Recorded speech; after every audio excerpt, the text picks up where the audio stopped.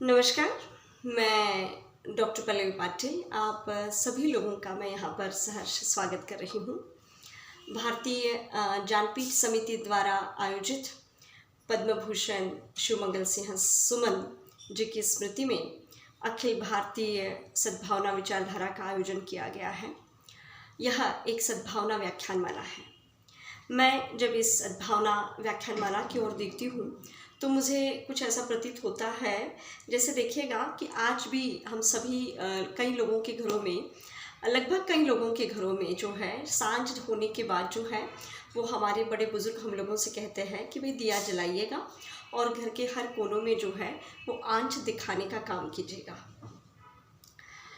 कई बार अगर दिया बत्ती ना हो तो कई बार जो है वो हम लोग जो है वो सुगंध फैलाने का कार्य भी करते हैं। इसके पीछे मंशा ऐसी होती है कि हमारे घर की अपप्रवृत्तियों का विनाश हो और सत्प्रवृत्तियों का विकास हो। मैं जब इस व्याख्यानमाला की ओर देखती हूँ तो ये एक प्रकार की सद्भावना व्याख्यानमाला है। ये एक प्रकार से आंच दिखाने की व्याख्यानमाला है।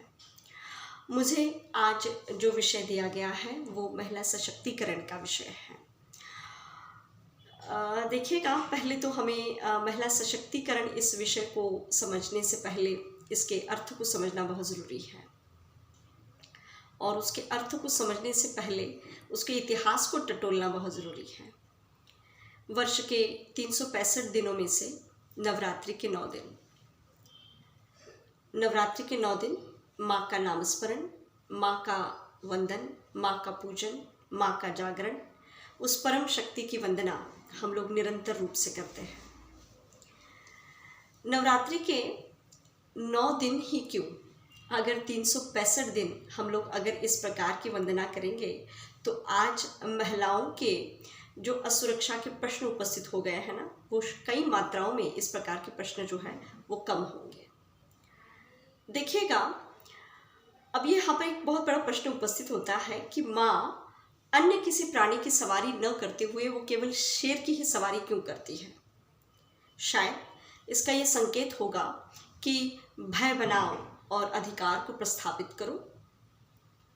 अधिकार को प्रस्थापित करते समय जो है, जब हम लोग महिलाओं के इतिहास को टटोलने लग जाते हैं तो गार्गी, घोषा, मैत्री, यज्ञवल्का से लेकर जो है वो हम लोगों को दीपा मलिक, अरुणिमा सिन्हा, हिना जायसवाल, इंदिरा नूई और कमला हैरिस, जो इन दिनों में अमेरिका की पहली वाइस प्रेसिडेंट के तौर पर नियुक्त की गई महिला है। यहाँ तक एक बृहद लंबा चौड़ा इतिहास हम लोगों को देखने को मिलता है। वैदिक कालीन स्त्री, उपनिषद कालीन स्त्री, महाकाव्य काल की स्त्री, स्मृति काल की स्त्री, बौद्ध काल की स्त्री, मध्य युग की स्त्री, आधुनिक युग की स्त्री, इन तमाम इतिहास को थोड़ा सा हम लोग बिना स्पर्श किए हुए हम लोग आगे नहीं बढ़ सकते। हम लोग सशक्तिकरण की बात कर ही नहीं सकते। वैदिक काल में जब हम लोग देखते हैं कि स्त्री जो है वो वेदों का पठन कर रही है, स्त्री को अत्यंत एक गरिमामय किस्म का स्थान जो है वो वैदिक काल में प्राप्त हुआ था। बहुत पूजनीय और बड़ा वंदनीय देवी के स्वरूप में उसको स्थान प्राप्त हुआ था। फिर वो अपाला हो, सूर्या हो, सावित्री हो, इंद्राणी हो, अदिति हो, लोपमुद्रा हो, ऐसी कई सारी स्त्रियां हैं जिन्होंने वेदों का पठन किया। उस तत्कालीन दौर में जो है वो अध्यात्म से जुड़े हुए कई सारे प्रश्नों को उपस्थित किया और बतौर आचार्य के रूप में कार्य भी किया। उपनिषद काल तक आते आते हम लोगों को यही स्थिति दिखाई देती है। महाकाव्य काल में ये स्थिति जो है वो थोड़ी सी बदल गई और अब देखिएगा, महाकाव्य काल में आते आते कई ये जो पात्र हैं, ये चरित्र राजा दशरथ के साथ हम लोगों को युद्ध पर भी जाता हुआ हम लोगों को नजर आता है। उर्मिला नाम का पात्र जो है वो बहुत सुंदर तरीके से अपने गुणों को जो है वो उर्मिला इस महाकाव्य में हम लोगों को देखने को मिलता है। किंतु यहाँ पर जो है महाकाव्य काल में जो है वो आंशिक रूप में बहुपत्नी प्रथा बढ़ गई थी। मतलब ये कि राजा दशरथ की 3 पत्नियाँ थी, किंतु भगवान राम जो है वो एक पत्नी व्रत ही उन्होंने धारण किया था, स्वीकार किया था। किंतु पर पुरुष के पास रहने के बाद सीता का त्यागना और द्रौपदी का वस्त्रहरण, ये दो प्रसंग जो हैं, द्रौपदी को दांव पर लगाना और द्रौपदी का चीरहरण, ये 2-3 जो प्रसंग हैं, ये महाकाव्य काल के ये ऐसे प्रसंग हैं जो कि समग्र स्त्री जानती के अस्तित्व पर एक बहुत बड़ा प्रश्न चिन्ह खड़ा करते हैं। जहाँ तक मेरा अभ्यास है, द्रौपदी वो सबसे पहली महिला थी जिसने सबसे पहला प्रश्न उपस्थित किया था कि क्या मैं दांव पर लगाई जाने वाली एक वस्तु हूँ या मैं एक स्त्री हूँ। वस्तु या स्त्री, इसका सबसे पहला फर्क जो है वो द्रौपदी ने सिखाया था। हालांकि कई सारे विद्वानों ने जो है द्रौपदी के चरित्र को घमंडी बताया था, लेकिन मैं उसे घमंडी कहने की बजाय जो है वो बहुत स्वाभिमानी महिला के रूप में द्रौपदी के चरित्र को देखना ये ज़्यादा यथासंगत रहेगा। महाकाव्य काल के बाद हम लोग स्मृति काल में जब आते हैं तो स्मृति काल में भी हम लोगों को स्त्रियों की स्थिति ये बहुत ज़्यादा ठीक दिखाई नहीं देती। इसका स्तर जो है वो थोड़ा सा बिगड़ता हुआ नज़र आता है। स्त्रियों को यज्ञोपवीत धारण करना वर्ज्य था।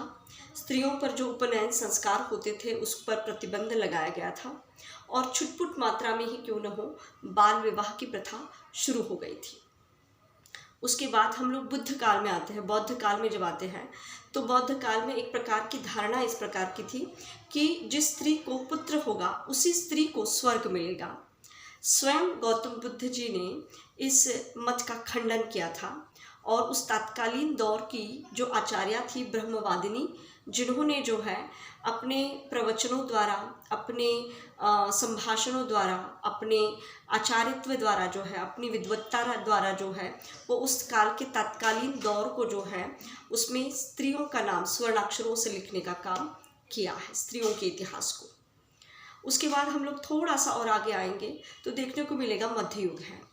मध्य युग ये वैसे तो हर दृष्टि से काफ़ी पतनशील युग था, किंतु एक साहित्यिक अंग अगर छोड़ दिया जाए, फिर वो कबीर हो, सुर हो, तुलसी हो, जायसी हो, मीराबाई हो, कुंभनदास हो, छप्पनदास हो, इन तमाम लोगों का अगर साहित्य छोड़ दिया जाए, साहित्यिक दृष्टि से ये काल निश्चित रूप से स्वर्ण काल रहा है। किंतु हम लोग देखते हैं कि सामाजिक तौर पर मुगलों के आक्रमण के बाद जो है वो महिलाओं की स्थिति ये हम लोगों को और भी ज़्यादा बिगड़ती हुई नज़र आती है। स्त्री को शिक्षा से वंचित रखा गया, स्त्री के लिए पर्दा प्रथा शुरू कर दी गई, उसके लिए बाल विवाह शुरू कर दिए गए। पति के देहांत के बाद उसका केशोवपन करना या तो फिर विधवा होने के बाद जो है वो उसको सती प्रथा जाना, ये प्रथाएं जो है वो बहुत ज़ोर ले रही थी, बहुत भारी मात्रा में। मतलब मध्यकाल तो इतना ज़्यादा पतनशील कालखंड रहा कि उस कालखंड में जो है हम लोगों को ये देखने को मिलता है कि स्त्रियों के देह का व्यापार तक जो है वो थोड़ी बहुत मात्रा में जो है ये 17वीं 18वीं शताब्दी के बाद जो है वो शुरू होने लगा था। मध्य युग के बाद जो है वो हम लोगों को देखने को मिलता है कि आधुनिक कालखंड है और इस आधुनिक कालखंड में जो है वो हम लोगों को देखने को मिलता है कि महारानी झांसी की रानी महारानी लक्ष्मीबाई का जो चरित्र देखने को मिलता है, या फिर उनकी दुर्गा सेना को संभालने वाली और उनकी दुर्गा सेना का नेतृत्व करने वाली झलकारी बाई जो हम लोगों को देखने को मिलती है। ये दो महिलाएं जो है, ये दो साहसी महिलाएं, बहुत धैर्यशील महिलाएं, बहुत पराक्रमी महिलाएं, जिन्होंने भारत की स्त्रियों के समग्र इतिहास को स्वर्णाक्षरों से लिखने का काम किया है। आप लोगों को ये देखने को मिलेगा, थोड़ा सा और आगे जाएंगे तो हम लोगों को देखने को मिलेगा कि स्त्री को उसकी शिक्षा से, शिक्षा ये स्त्री का अधिकार है और किसी स्त्री को उसकी शिक्षा से वंचित न रखा जाए, इस बात से सबसे पहले जो पहल की थी, इस बात से सबसे पहले जिन्होंने रूबरू करवाया वे सावित्रीबाई फुले जी, जिनका नाम लिए बगैर स्त्री का इतिहास ये कभी भी पूरा नहीं हो सकता।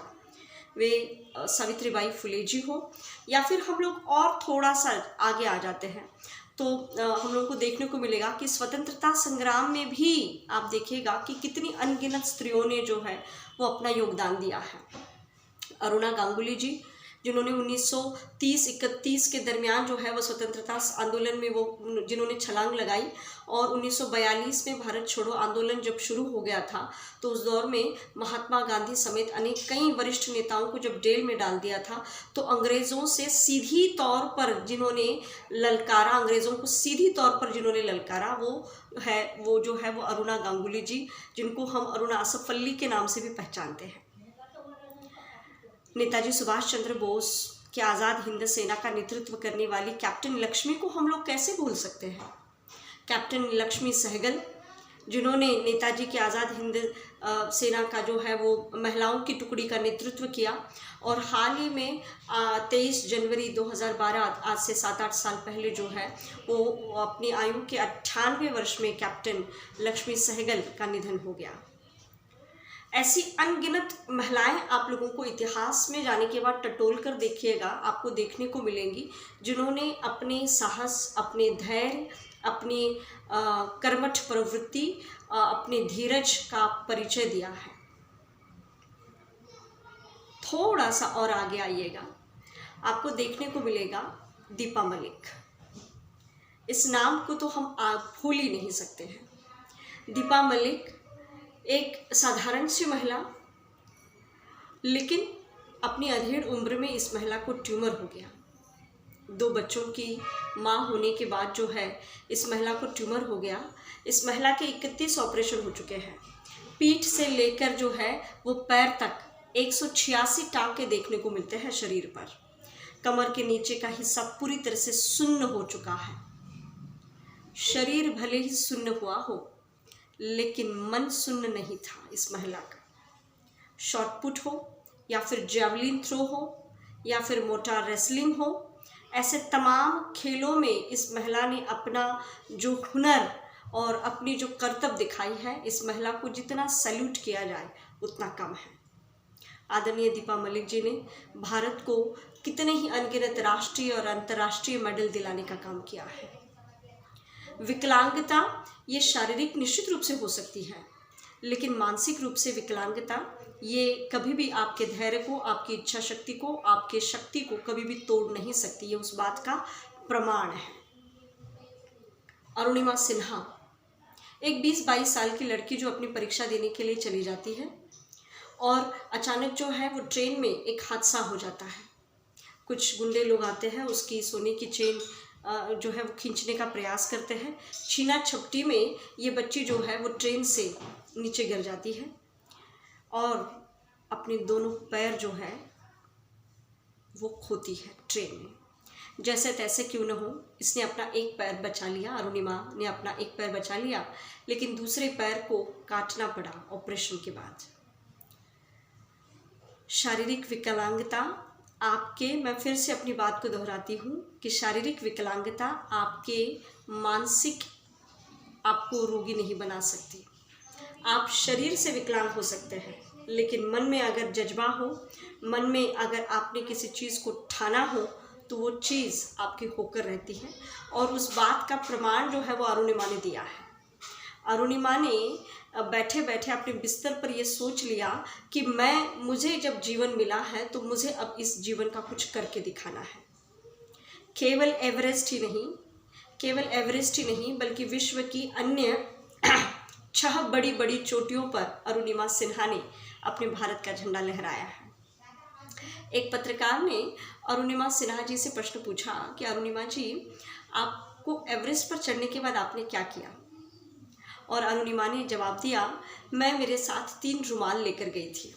एक सबसे पहले रुमाल पर लिखा था भारत माता की जय, दूसरे रुमाल पर लिखा था जय शंकर और तीसरे रुमाल पर स्वामी विवेकानंद जी के प्रति धन्यवाद। और उन्होंने कहा कि ये तीनों के तीनों रुमाल मैं एवरेस्ट पर गाड़ कर आई हूँ। मैं यही कहना चाहती हूँ कि ये जो सारे मैं आप लोगों के सामने उदाहरण रख रही हूँ, ये केवल मोटिवेट करने के लिए उदाहरण नहीं है मित्रों। ये इन लोगों ने अपने संघर्ष को भोगा है, जिया है और उस पर कितनी ही प्रतिकूल परिस्थितियाँ क्यों न हो, उस पर प्रहार कर कर ये लोग सभी बाहर आए हैं। जिसके चलते हुए जो है हम लोगों को एक देखने को मिलता है कि आज हमें ये सोचने की ज़रूरत नहीं है कि हम असुरक्षित हैं, हम जो है वो अकेले पड़ गए हैं, हम जो है वो कमज़ोर हैं। अगर आप जब कभी इस प्रकार से महसूस करेंगे तो मेरी आपसे गुजारिश रहेगी कि आप दीपा मलिक जी को याद कीजिए, आप हिना जायसवाल जी को याद कीजिए, आप अरुणिमा सिन्हा जी को याद कर लीजिएगा। तो आप लोगों को कभी ऐसा महसूस नहीं होगा कि आप लोग किसी भी अंग से या किसी भी रूप से आप कमज़ोर हैं। आपको कोई कमज़ोर कर ही नहीं सकता तब तक जब तक कि आप अपनी इच्छा शक्ति, आपकी कर्मठ प्रवृत्ति, आपकी युक्ति, इन सारी चीज़ों से, आपके ज्ञान द्वारा जो है, तब तक आपको कोई भी दुनिया का व्यक्ति परास्त नहीं कर सकता जब तक आपके पास ये सारे गुण हैं। और यही महिला सशक्तिकरण है। महिला सशक्तिकरण है क्या?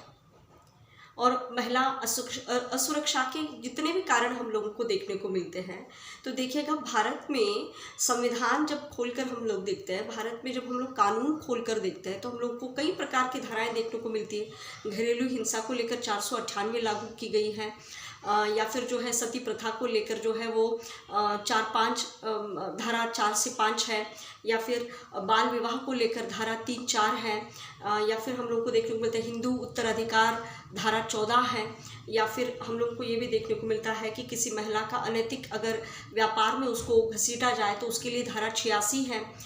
किसी महिला पर बलात्कार किया जाए तो हम लोगों को देखने को मिलता है कि धारा 376 है। तमाम प्रकार के संविधान में हम लोगों को धाराएं देखने को मिलती है। लेकिन इतनी सारी धाराएं होने के बावजूद भी प्रश्न ये उपस्थित होता है कि देश में हर 46 मिनट को, हर 47 मिनट को एक बलात्कार देखने को मिलता है। मैं नहीं कह रही हूँ, ये आंकड़े बता रहे हैं। हर 44 मिनट को अपहरण होता है। हर वर्ष 17 से 20 हज़ार के दरमियान जो है वो छोटी छोटी नाबालिग लड़कियों का अपहरण होता है इस देश में।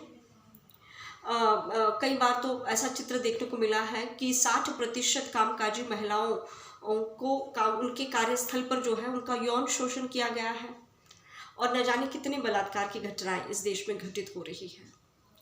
और इतनी सारी धाराएं, इतना सारा संविधान, इतना सारा कानून होने के बावजूद भी ये घटनाएं निरंतर रूप से क्यों बढ़ रही है? महिलाओं की असुरक्षा के प्रश्न जो है वो क्यों उपस्थित हो रहे हैं? इसका मूल्यांकन करना भी हम लोगों के लिए बहुत ज़्यादा आवश्यक है। आज से देखिएगा, एक 2-3 महीनों से आप लोगों ने टीवी न्यूज़ चैनल पर कुछ खबरें सुनी होंगी, कुछ आप लोगों के पढ़ने में आया होगा कि इन दिनों में नारकोटिक्स कंट्रोल ब्यूरो वाले जो है वो काफ़ी एक्टिव हो गए हैं, और उन्होंने एनसीबी वाले जो है कुछ एक्टिव हो गए, और उन्होंने जो है वो कई सारे लोगों की जो है सूची बनाई है, जिनमें जो है वो ड्रग्स कंज्यूम करने वाले जो है उनमें पुरुषों की तुलना में जो है वो महिलाओं की संख्या ये ज़्यादा बढ़ रही है। महिलाओं की संख्या ये निरंतर ज़्यादा बढ़ रही है। और मेरे तो ऐसा पढ़ने में आया, एक अच्छी अभिनेत्री है जिन्होंने एक ब्लॉग लिखा, मैं भी अक्सर ब्लॉग लिखती हूँ, तो उनका एक ब्लॉग मेरे पढ़ने में आया, और टाइम्स ऑफ इंडिया ने उनके इस ब्लॉग को प्रकाशित करते हुए ये लिखा था कि भाई कुछ ग्राम अगर आप ड्रग्स कंज्यूम भी करते हैं तो ये कोई जुर्म नहीं है। तो प्रश्न ये उपस्थित होता है कि आप अगर इस प्रकार के आप प्रकाशित करेंगे चीज़ें, तो आप आने वाली पीढ़ियों को किस प्रकार की नसीहतें देना चाहते हैं? हम आने वाली पीढ़ी को किस प्रकार का रोल मॉडल देना चाहते हैं? क्या हम उनको झलकारी बाई के बारे में बताएं? क्या हम उनको कैप्टन लक्ष्मी सहगल के बारे में बताएं? क्या हमारी जिम्मेदारी नहीं बनती कि हम उनको जो है वो उन तमाम इतिहास में जो हमारी स्त्रियां होकर गई, सावित्रीबाई फुले हो, या फिर इंदिरा नूई हो, या फिर जो है वो अरुणिमा सिन्हा हो, इन तमाम स्त्रियों के बारे में बताने की बजाय जो है अगर इस प्रकार की चीज़ें जो है अगर हम लोग प्रकाशित करने लग जाएंगे, तो निश्चित रूप से एक बहुत बड़ा प्रश्न चिन्ह हमारे समाज पर खड़ा होता है। महिला असुरक्षा ये विषय केवल और केवल जो है महिलाओं से जुड़ा हुआ नहीं है, ये एक सामाजिक विषय है। और अगर आप चाहते हैं कि महिला सशक्तिकरण हो, तो पहले समाज में उसको एक बेहतर सुरक्षा मिलना बहुत ज़्यादा आवश्यक है। समाज द्वारा जो है उसको एक कानून का प्रबंधन जो है, हम लोगों ने देखा कि निर्भया के केस में भी हम लोगों को 7.5 साल इंतज़ार करना पड़ा। 7.5 साल। और अगर आप लोगों ने निर्भया की माँ का साक्षात्कार अगर देखा होगा तो अंत में वो बेचारी पूरी तरह से टूटने को आ गई थी, इतनी टूटने को आ गई थी कि वो तो परेशान हो गई थी कि हमारी कानून की व्यवस्था में ये कैसा प्रावधान है कि जबकि आपको पता है कि गुनहगार इस बात को बता रहे हैं कि हमने गुनाह किया है, फिर भी हमारा कानून उन्हें बचाने में क्यों लगा हुआ है। तो ऐसे कई सारे प्रश्न हैं जो महिलाओं से जुड़े हुए हैं, महिला असुरक्षा के हैं, और जब तक इन्हें सख्त न किया जाए, जब तक जो है हम इस प्रकार का कुछ प्रोविज़न करें कि महिलाओं से जुड़े हुए जितने भी किस्से हैं, बलात्कार हो, अपहरण हो, या यौन शोषण हो, या फिर जो है वो अनैतिक व्यापार में उनको घसीटा गया हो, ऐसे कई सारे मुद्दों में, ऐसे कई सारे संवेदनशील मुद्दों में जो आयु के 10 वर्ष के छोटी छोटी बच्चियां हैं जिनके अवयवों की तस्करी की जाती है, ऐसे कई सारे केसेस में जो है मेरी सरकार से भी इस प्रकार की गुहार रहेगी कि इन मामलों में किसी भी प्रकार की ढिलाई न बरती जाए और बहुत सख्त से सख्त जो है और जितनी जल्द से जल्द जो है वो कानून में इनको सज़ा देने की व्यवस्था जो है वो करना ये बहुत ज़्यादा नितांत आवश्यक है, ताकि किसी निर्भया की माँ को 7.5 साल जो है वो इंतज़ार न करना पड़े। और न जाने ऐसी कितनी निर्भया इस देश में अपने रिजल्ट को लेकर, अपने न्याय को लेकर इंतज़ार कर रही है। महिला सशक्तिकरण ये केवल कहने का विषय नहीं है। प्रत्येक युवती को इस विषय को समझना पड़ेगा कि हमारे लिए हमारे रोल मॉडल कौन है। क्या मैं हिना जायसवाल के बारे में कुछ जानती हूँ? क्या मैं कमला हैरिस के बारे में कुछ जानती हूँ? क्या मैं अरुणिमा के बारे में कुछ नहीं जानती? अगर मैं कुछ नहीं जानती हूँ तो मुझे उनके बारे में जानना चाहिए, मुझे उनके विषयों को अपने पाठ्यक्रम में रखना चाहिए। इनफैक्ट मैं तो ये कहती हूँ कि जितने टेलीविज़न पर विज्ञापन दिखाए जाते हैं उनमें जो है मेरी तो गुजारिश रहेगी कि विज्ञापनकर्ताओं से इस बहाने से कि सभी विज्ञापनकर्ता जो हैं वो समाज के जो असली हीरो हैं, समाज के जो मूल जिन्होंने अपने संघर्षों से अपनी एक अलग पहचान बनाई है, उनको अपने विज्ञापन में लेने का पूरा प्रयास करें, ताकि आने वाली पीढ़ी को हम लोग वो सारी चीज़ें दे सके जो हम लोगों को मिली। हम लोगों के इतिहास में जाने के बाद जो है वो हम लोगों को ये सारी चीज़ें हम लोगों ने पढ़ी, लेकिन आने वाली पीढ़ी जो है उन तक ये चीज़ें पहुंचाना ये नितांत आवश्यक है। इस पूरे विषय को वैसे तो ये विषय काफ़ी बृहद है, लेकिन इस पूरे विषय को मैं यहीं पर रोकती हूँ। मुझे आयोजकों ने यहाँ पर बहुत अच्छा अवसर दिया, इसलिए मैं उनके प्रति अपना आभार प्रकट करती हूँ। बहुत बहुत धन्यवाद। और एक छोटी सी काव्य पंक्तियों के साथ मैं मेरी वाणी को विराम देती हूँ। मैं स्त्री हूँ, मैं स्त्री हूँ, मैं स्वयं सूत्रधारिणी हूँ, मैं जन्मजया हूँ। मैं स्त्री हूँ, मैं स्वयं सूत्रधारिणी हूँ, मैं जन्मजया हूँ। मुझ पर किसी भी प्रकार की टिप्पणी करने से पहले स्मरण रहे, मैं ईश्वर को भी मेरे गर्भ में धारण करने की क्षमता रखती हूँ। मैं स्त्री हूँ, मैं स्वयं सूत्रधारिणी हूँ, मैं जन्मजया हूँ। मैं स्त्री हूँ, मैं स्वयं सूत्रधारिणी हूँ, मैं जन्मजया हूँ। मुझ पर किसी भी प्रकार की टिप्पणी करने से पहले स्मरण रहे, मैंने मनु को ही नहीं मार्क्स को भी पीछे छोड़ दिया है। इन्हीं चंद शब्दों के साथ आयोजकों ने मुझे यहाँ पर मौका दिया, इसलिए मैं उनके प्रति बहुत बहुत आभारी हूँ। धन्यवाद।